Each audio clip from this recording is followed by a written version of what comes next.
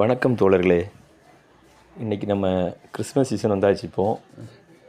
இப்போ நம்ம இந்த ஸ்டார்ஸ் எல்லாம் என்ன பண்ணுறோன்னா, ரிப்பேரான ஸ்டார்ஸுகளை தூக்கி தூர போட்டுருவோம். ஆனால் இதையும் ரெடி பண்ணலாம். எப்படின்னு பார்ப்போமா?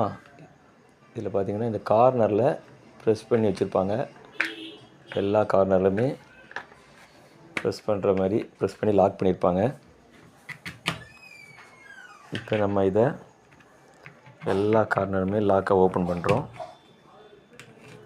பாருங்கள் நான் எப்படி ஓப்பன் பண்ணுறேன்னு.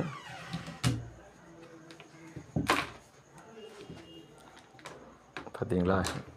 இதோட பாட்டத்தை ஓரமாக வச்சுருவோம். இந்த பவர் சப்ளை போர்டு தான் அதில் ஃபிட் பண்ணியிருந்தது. நான் இருக்கு பாருங்கள், இப்படி தான் லாக்காக இருக்கும். இதை சால்ட்ரி பண்ணி தான் எடுக்கணும். இப்போ நான் அதில் மாற்றிருக்கிறது ரெசிஸ்டன்ஸு போயிருந்து. இந்த ரெசிஸ்டன்ஸாக மாற்றிருக்கேன். பழைய பேனான ரெசிஸ்டன்ஸ் பார்த்தீங்களா, வேல்யூவே தெரியலை. நான் இப்போ புதுசு மாற்றிருக்கேன். ஆமாம், இது மாற்றினாலே ஓகே ஆயிருது. பார்த்திங்கன்னா இந்த ஏசி சப்ளை இதில் கொடுக்குறேன். டயராக பாருங்கள், ஏசி சப்ளை கொடுக்குறோம். ஒரு ரெசிஸ்டன்ஸு, ஒரு டயோடு, இந்த பக்கம் லேம்ப் ப்ளஸ் மைனஸ் பார்த்து கொடுக்கணும்.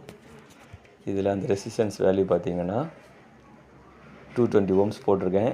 Red brown 220 ohms. இது வாங்கிட்டு அந்த இடத்துல சால்ட்ரிங் பண்ணிட்டா போதும். இந்த ரெசிஸ்டன்ஸ் இருக்குது பாருங்கள், இந்த டயக்ராமில் காட்டுறேன். இந்த இடம் தான். இந்த ரெசிஸ்டன்ஸை மாற்றிட்டிங்கன்னா போதும். இதை நான் மாற்றிட்டு ஏற்கனவே இன்னொன்று கூட நான் அது மாதிரி மாற்றி ஸ்பிட் பண்ணி வச்சுருக்கேன். ஓகே ஆயிடுச்சு. பவர் சப்ளை கொடுத்து செக் பண்ணிக்கலாம். பக்காவாக வேலை செய்யுது. 2 செட்டு இதேமாரி சேம் கம்ப்ளைண்ட் தான் இருந்தது. ரெண்டுமே ரெசிஸ்டன்ஸ் மட்டும்தான் ஓப்பனாக இருந்தது. போட்டோன்னா கிளியராக எரியுது. பாருங்க, செக் பண்ணி காட்டுறேன். நீங்களும் இந்த மாதிரி ஃபால்ட் ஆச்சுன்னா இதை ரெடி பண்ணி பாருங்கள்.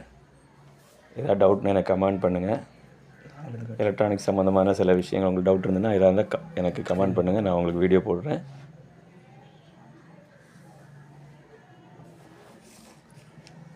ஓகே, பாய், தேங்க்யூ. ஓகே.